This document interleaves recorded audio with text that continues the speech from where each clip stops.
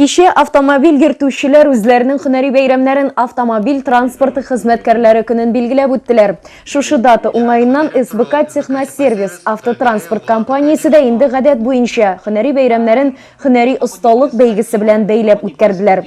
Мы исторически сложились как транспортная компания, и поэтому уже не менее 10 лет, более 10 лет мы празднуем День транспортника как свой профессиональный праздник. В нашей компании водительского состава или же профессий смежных с водительской, скажем, и иных других профессий, как транспортников, примерно 20-30%. Соответственно, этот праздник мы проводим и для них, и для тех, кто работает в нефтесервисной и буровой структурах нашего предприятия. Я хочу поздравить всех транспортников и именно отрасли, то есть как отрасли промышленности, там, где мы говорим не только о водителях, мы говорим и о трактористах, и о механизаторах, и о комбайнерах, и о слесарях, и о механиках, то есть всех тех, кто имеет прямое отношение к транспорту как к отрасли. Всех с праздником, всем здоровья, всем благ, всех благ. И очень важный момент сохранить важно и духовное здоровье. Всех праздников. Коллектив хезмәткәрләре бәйрәмгә җитди әзерләнгәннәр һәм кәефләре дә яхшы. Бу уңайдан аларны район башлыгы Марсель Шайдуллин котлады. Спасибо вам, что сохранили предприятие. Время непростое, но несмотря на все сложности, сегодня предприятие работает не только в нашем городе, и в других городах.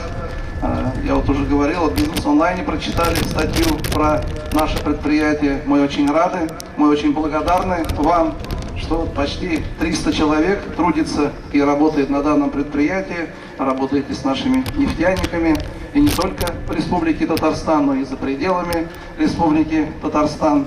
Достойная заработная плата, объемы есть, это самое главное. Сейчас вот самое главное объемы. Если нет объемов, то и зарплату невозможно платить, и налоги невозможно проводить, и вот такие праздники невозможно проводить. Но здесь орасыда Аллаха шүкір, бик зур рәхмәт үзебезнең Азнакай егетләре, Азнакай районының егетләре.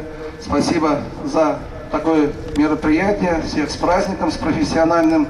СБК Техносервис, они и благотворительностью занимаются, помогают детскому саду, школе помогают людям, ветеранам.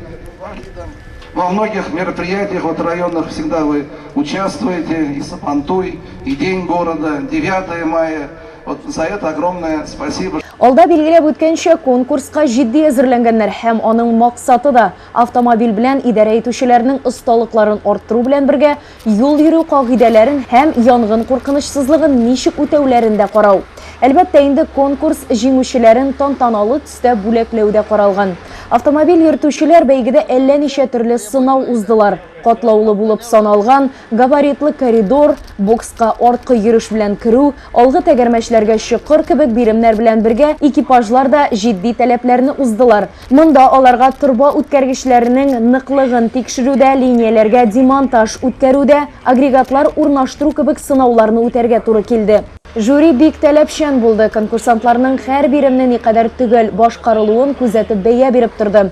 Конкурс бәйгедә Россия Федерациясенең атказанган автотранспорт хезмәткәре, мактаулы транспорт хезмәткәре Владимир Кротов та катнашты. Говорит о многом то, что команда дружная во главе Володимировича решает очень сложные вопросы. И мне сегодня хочется пожелать вам что? Чтобы все были живы-здоровы, все возвращались домой, так как семья ждет, и вы бываете в разных местах, и в разное время пребываете. И чтобы всегда у вас была зеленая волна, безаварийная работа. Всех благ, здоровья, с праздником вас! Ярыш тәмамланып, җиңүчеләрнең кем булуы да ачыкланды. Экипажлар арасында куркынычсыз эш алып бару буенча беренче урынны Радис Хабибуллин һәм Артур Мотыгуллиннар, икенче урынны Рафаэль Мәүлиев һәм Гизәр Усманов, өченче урынны Илнур Фаттахов белән Илдар Шакировлар яулады. Иң яхшы һөнәр иясе исеме бәйгесендә маневрлы тизлек буенча ярышта Фәрит Абдрахманов беренче, Венер Васиков икенче, Фәрит Галиуллин өченче урынны яуладылар. Нефтчеләр һәм автомобиль йөртүчеләр көненә багышланган бораулау измәләре буенча инженер-технолог ярышында беренче урынны Илзир Гыймадиев, икенче урынны Сергей Минхажев, өченче урынны Рөстәм Латыйфуллин алды. Җиңүчеләрне котлап истәлекле бүләкләр тапшырылды.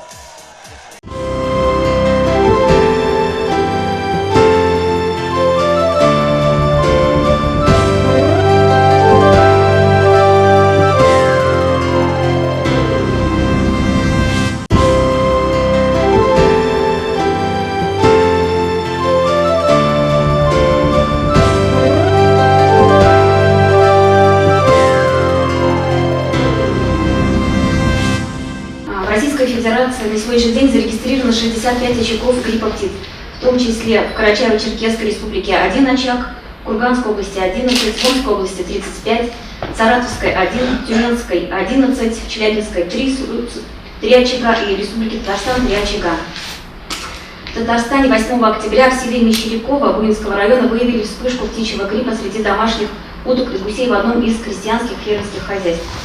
Установлено, что зараженная птица была приобретена в Чувашской республике. В настоящее время в указанном хозяйстве проводится комплекс противоэпизоотических мероприятий. Вся птица уничтожена.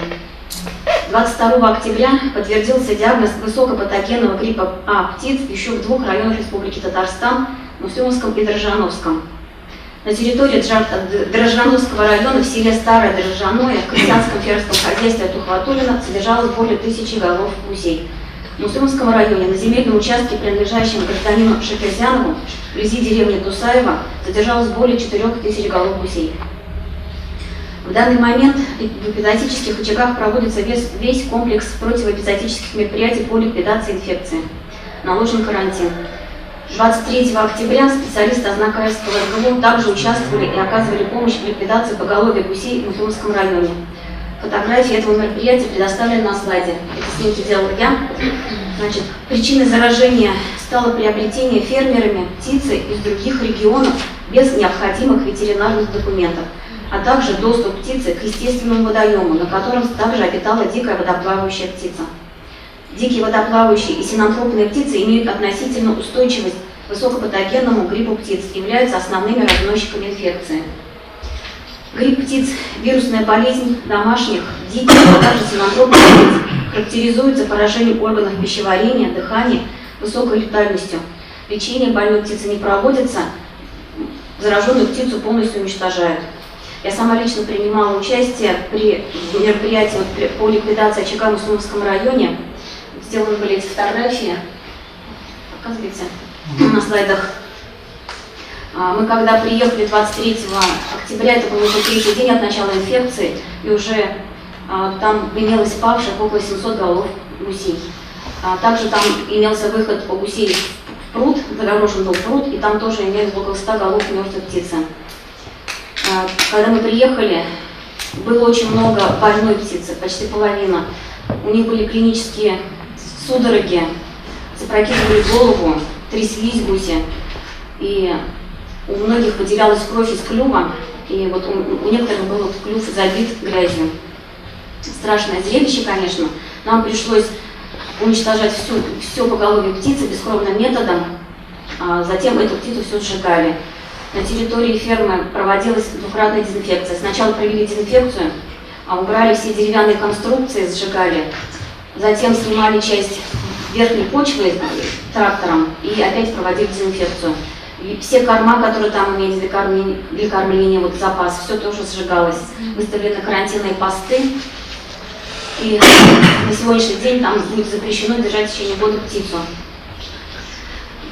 При карантине накладывается ограничение на есть 5-километровая зона, это зона угрожаемая, и 10-километровая зона наблюдения. В угрожаемой зоне там рекомендуется уничтожать всю птицу. Не уничтожать, а вот забить всю птицу.